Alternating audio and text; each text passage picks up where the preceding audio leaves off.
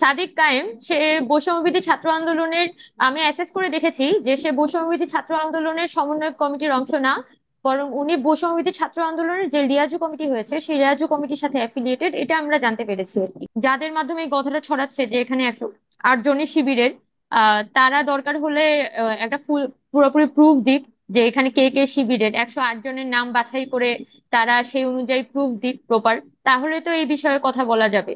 তার আগে তো কথা বলা যাবে না। আর এখানে আমরা আগেও বলেছি যে শিবির জিনিসটা এখানে ম্যাটার না। আমরা যখন আন্দোলনটা শুরু করেছিলাম, শুরুতে যে 65 জন সমন্বয়ক সহ সমন্বয়ক ছিল, এইটা কিন্তু আন্দোলনে যারা ফ্রন্টে ভূমিকা রেখেছে তাদের কথা চিন্তা করে তাদের জায়গা থেকে এই 65 জন সমন্বয়ক সহ সমন্বয়কের তালিকাটা করা হয়েছিল। কিন্তু যখন একে একে সমন্বয়কদের তুলে নিয়ে যাওয়া হচ্ছে, তখন কিন্তু এই এই যে লিস্টটা সেটা এক্সটেন্ড করার দরকার ছিল। সেই জায়গা থেকে এটা 158 জনে এক্সটেন্ড করা হয়েছিল। এখন কেউ যদি এখানে এসে ক্লেম করে যে না এখানে 108 জনের শিবিরের, তাহলে তারা প্রপার প্রুফ দিক, প্রুফ দিলে এরপর একটা আলোচনায় যাওয়া যাবে বা এই বিষয়ে একটা কথা বলা যাবে। আমরা আগেও বলেছি যে, আমি কিন্তু বলছি যে এখানে যারা আন্দোলনে এসেছে তারা কিন্তু একজন শিক্ষার্থী পরিচয় এসেছে। এখানে তো অনেক ছাত্রলীগের স্টুডেন্টরাও ছিল যারা খুব অ্যাক্টিভ রোল প্লে করেছে এই মুভমেন্টে। এখন ছাত্রলীগ অ্যাজ এ অর্গানাইজেশন আমরা তো তাদেরকে আসলে কোনোভাবেই ক্যাম্পাসে আর স্বীকার করব না। এখন সেই জায়গা থেকে কেউ যদি এখন বলে যে না ছাত্র শিবির হচ্ছে যে সবকিছুর পিছনে মাস্টারমাইন্ড ছিল, তাহলে তো এটাও বলতে হয় যে ছাত্র লীগ হচ্ছে সবকিছুর পিছনে মাস্টারমাইন্ড ছিল। তো কাইন্ড অফ এটা একটা আইরনি হয়ে যায়। তো সেই ক্ষেত্রে আহ বর্তমানে ক্যাম্পাসে যে সিচুয়েশন, এখানে ছাত্ররা এই আন্দোলনটা করেছিল কোটা সংস্কারের দাবিতে, এবং এটা একটা স্বতঃস্ফূর্ত আন্দোলন ছিল। ছাত্ররা নিজের তাড়নায় এখানে এই আন্দোলনে এসেছিল, কোনো নেতার ডাকে আসে নাই। সবাই মনে হয়েছে যে এই যে দাবিটা সেটা আদায় করাটা জরুরি, সেই জায়গা থেকেই কিন্তু তারা এই মুভমেন্টে পার্টিসিপেট করে। এখন যখন কোনো ছাত্র সংগঠন এসে সেটা ক্লেম চাওয়া শুরু করে, তখন কিন্তু এটা ছাত্রদের জন্য একটা অপমানজনক ব্যাপার।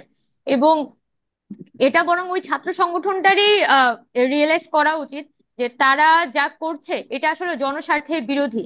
নিজের ক্রেডিট ক্লেম করার জন্য জনগণকে ডিজন করা, এই প্ল্যাটফর্মটাকে অনবরত দলভুক্ত করা আসলে এই গণভ্যুত্থানের আকাঙ্ক্ষার বিরোধী। 25 বছরের ওয়ারেন্টিযুক্ত দীর্ঘস্থায়ী দরজা প্রোটেক্টর, আধুনিক ও মজবুত দরজা। এখানে বর্তমানে ক্যাম্পাসে ছাত্ররা কিন্তু চাচ্ছে না যে এখানে কোনো ধরনের দলীয় ছাত্র রাজনীতি থাকুক। এমত অবস্থায় এখানকার যে ছাত্র সংগঠনগুলো আছে তাদেরও উচিত ছাত্রদের যে আর্জ, ছাত্রদের যে কি বলবো, বর্তমানে কেন তারা রাজনীতি চায় না, কেন তারা ছাত্র রাজনীতি চায় না, সেই জায়গাটা রিয়েলাইজ করে প্রশাসন, ছাত্র সংগঠন এবং সাধারণ ছাত্র সকলেরই কিন্তু একটা ঐক্যমতে পৌঁছাতে হবে। না হলে এখানে যদি প্রশাসন একটা কমিটমেন্টের জায়গায় না আসে, আমাদের যে ঢাকা বিশ্ববিদ্যালয়ের প্রশাসন আছে সেই যদি ছাত্র রাজনীতি নিয়ে একটা কমিটমেন্টের জায়গায় না আসে যে এই ছাত্র রাজনীতি তারা চালু রাখবে অথবা বন্ধ করবে অথবা সংস্কার করবে, what ever it is, Dhaka বিশ্ববিদ্যালয়ের প্রশাসনকে এই বিষয়ে একটা কমিটমেন্টে আসতে হবে। যদি তারা এটা না করে চুপ করে থাকে, তাহলে সাধারণ ছাত্র যারা বিভিন্ন ডিপার্টমেন্টে পড়াশোনা করে, কোনো ধরনের ছাত্র সংগঠনের সাথে অ্যাফিলিয়েটেড না, রাজনীতির সাথে অ্যাফিলিয়েটেড না, ওই ছাত্ররা কিন্তু ছাত্র সংগঠনের মুখোমুখি দাঁড়িয়ে যাবে। এবং এটা কিন্তু ক্যাম্পাসের পরিবেশের জন্য কোনোভাবেই ভালো না। এবং সামনে দেখা যাইতে পারে এখানে ছাত্র সংগঠন ভার্সেস সাধারণ ছাত্র, এ ধরনের একটা সংঘর্ষের পরিবেশ তৈরি হইতে পারে। তো আমি এখানে বিশ্ববিদ্যালয় প্রশাসনের কাছে এক্সপেক্ট করব যে তারা এখানে একটা ভালো ভূমিকা পালন করে, এখানে একটা মধ্যস্থতাকারী হিসেবে ভূমিকা পালন করে একটা সিদ্ধান্তে পৌঁছাবে সকলের সাথে মিলে যে তারা ছাত্র রাজনীতি প্রসঙ্গে আসলে কি সিদ্ধান্ত নিতে চায়। এটা আমি মনে করি সব থেকে ওয়াইজ ডিসিশন হবে।